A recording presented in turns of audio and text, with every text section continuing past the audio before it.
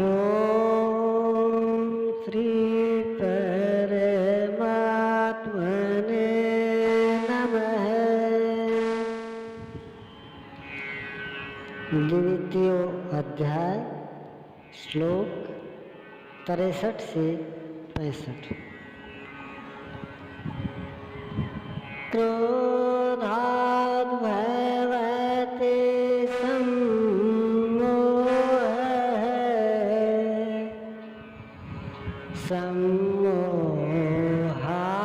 स्मृतिर्भ्रमः। स्मृतिभ्रंशाद् बुद्धिनाशो बुद्धिनाशात्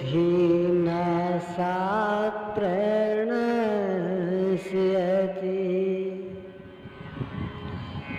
क्रोध से विशेष मूर्ता अर्थात अविवेक उत्पन्न होता है। नित्य अनित्य वस्तु का विचार नहीं रह जाता। अविवेक से स्मरण शक्ति भ्रमित हो जाती है, जैसा अर्जुन को हुआ था। ब्रह्म तीव च मे मनः। गीता के समापन पर उसने कहा, नष्टो मोहः स्मृतिर्लब्धा। क्या करें क्या नहीं करें इसका निर्णय नहीं हो पाता।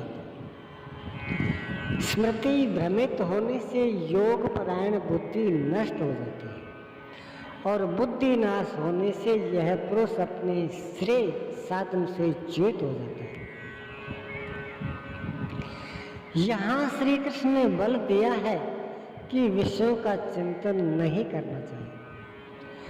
साधक को नाम रूप लीला और धाम में ही कहीं लगे रहना चाहिए। भजन में ढील देने पर मन विषयों में जाएगा। विषयों के चिंतन से आसक्ति हो जाती है। आसक्ति से उस विषय की कामना साधक के अंतर मन में होने लगती है। कामना की पूर्ति में व्यवधान होने पर क्रोध, क्रोध से अविवेक, अविवेक से स्मृति भ्रम और स्मृति भ्रम से बुद्धि नष्ट हो जाती है। निष्काम कर्म योग को बुद्धि योग कहा जाता है, क्योंकि बुद्धि स्तर पर इसमें विचार रखना चाहिए कि कामना न आने पर फल है ही नहीं। कामना आने से यह बुद्धि योग नष्ट हो जाता है। साधन करिए विचारहीन, मन शुद्ध होए नहीं कैसे। विचार आवश्यक है। विचार शून्य पुरुष श्रेय साधन से नीचे गिर जाता है। साधन क्रम टूट जाता है, सर्वथा नष्ट नहीं होता। भोग के पश्चात साधन वहीं से पुनः आरंभ होता है जहां अवरुद्ध हुआ था। यह तो विषयाभिमुख साधक की गति है। स्वाधीन अंतःकरण वाला साधक किस गति को प्राप्त होता है, इस पर श्री कृष्ण कहते हैं, रागाद्वेषवियुक्तैस्तु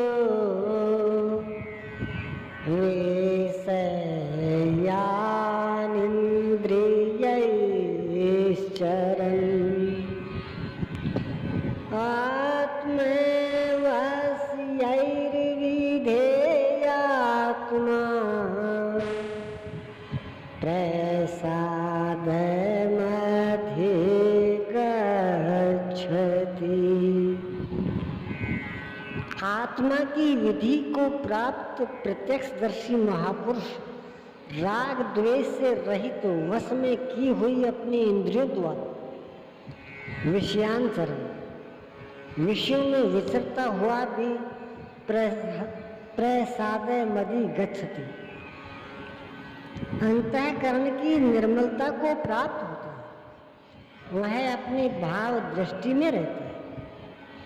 महापुरुष के लिए विधि निषेध नहीं रह जाती, उसके लिए कहीं अशुभ नहीं रहता जिससे वह बचाव करे, तथा उसके लिए कोई शुभ शेष नहीं रह जाता जिसकी वह कामना करे। प्रसादे सर्व दुःखानां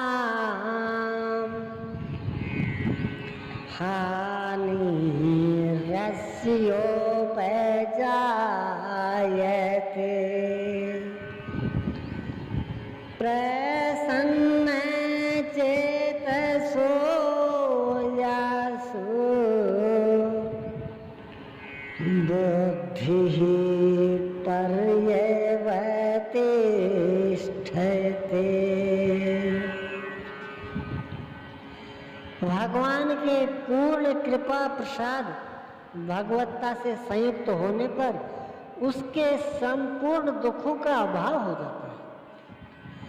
दुखालयम अशाश्वतम, संसार का अभाव हो जाता है और उस प्रसन्न चित्त वाले पुरुष की बुद्धि शीघ्र ही अच्छी प्रकार स्थिर हो जाती है।